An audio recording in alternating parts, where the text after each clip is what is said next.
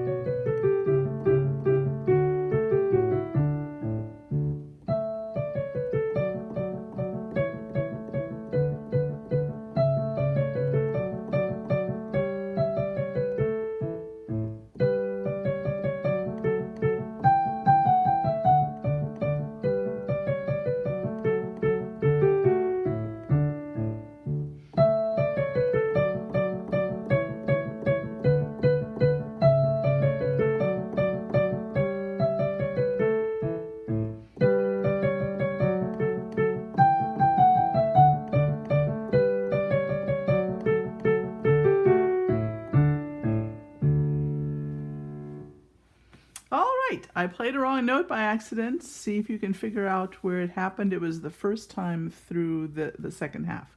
So this piece is in the key of D major, and I will put a link in the description to a video of the D major scale. It's important to be able to play the scale of the piece that you're learning, and it will help you to understand the chords. I want to talk about the chords and the form of the piece, how I would go about learning it, and then I'll shoot an overhead view of the keyboard, and at the end there'll be the Reinagle Minute, where we have a brief explanation of Alexander Reinagle's first attempt to build a career in America, which was in New York City.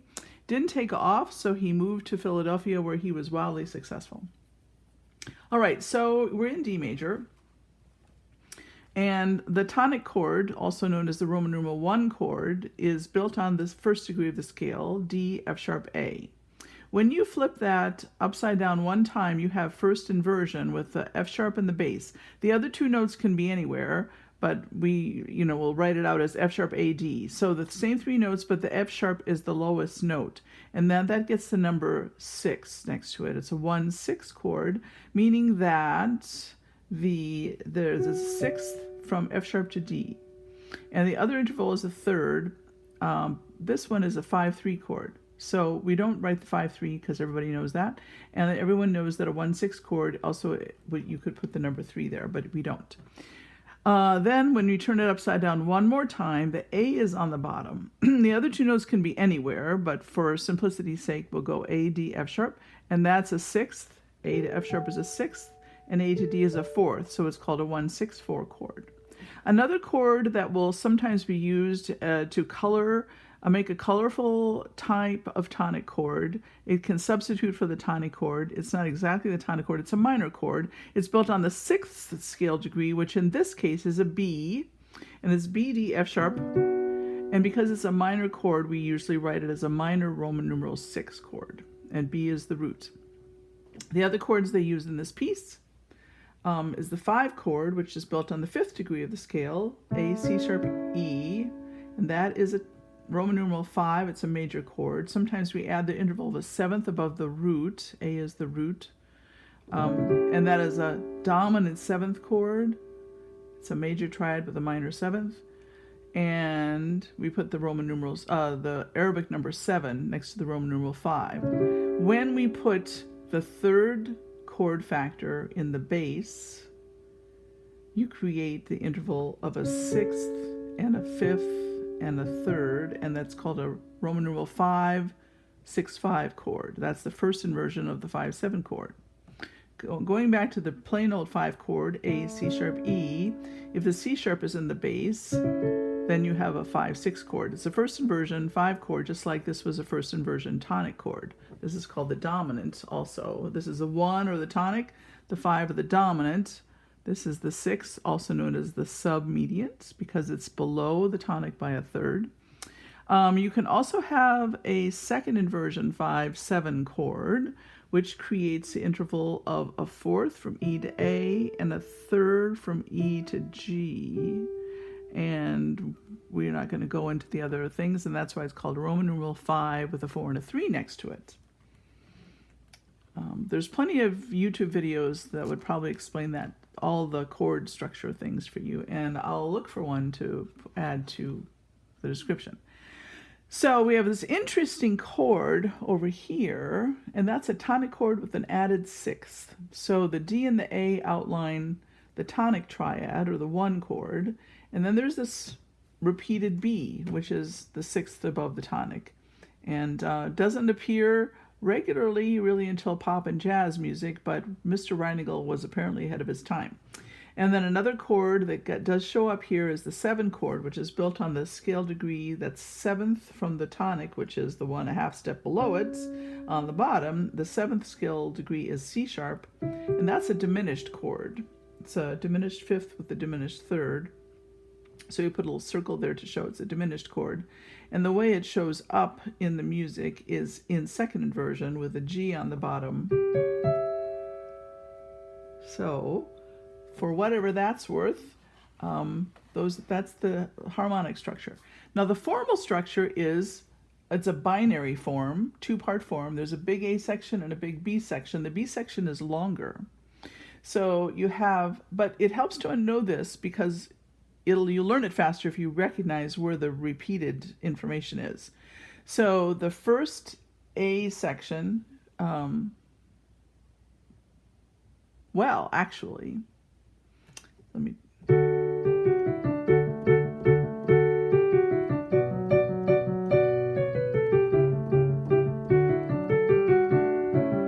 So interestingly enough, he makes this an 8-bar phrase. You really don't have, if you break it into 4 bars at a time, you have this very inconclusive,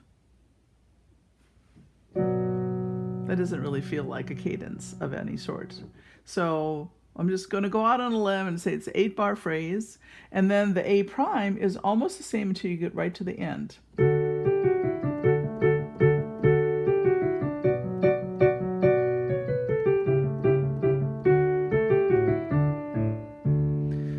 So if you know that if you learn the first 6 bars, you'll know the second half of you'll know these 6 bars as well. And then you just have to remember the difference between that and that.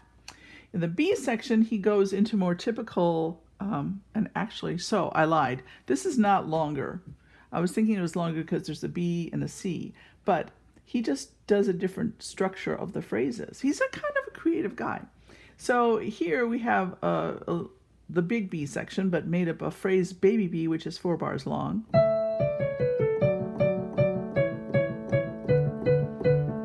And then it kind of repeats, but not quite, because it's got a different left hand. But that's the same. And that's different. So it's a little fluffy. And then this is completely different. C.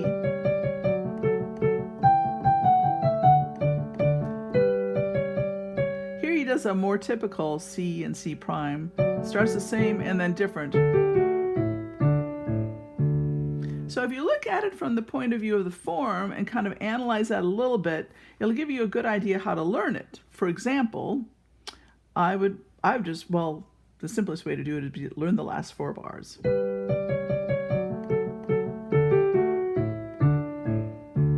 And then you can learn the 4 bars before that and put it together.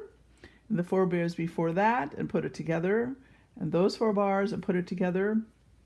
And that might be all you do for a day or two, and then you can do this half. And because these are so similar, I would try learning all of the A prime and then all of the A. If you learn from the beginning to the end, you will always be playing towards something you know less well. But if you start learning a piece at the end in phrases, nobody ever plays a piece that they can't begin. A lot of times people will play a piece they can't end very strongly. So if you learn it from the end in sections to the beginning, when you're playing it for somebody like your teacher or in a recital, you'll be playing toward what you know better. So that is my thought for this one.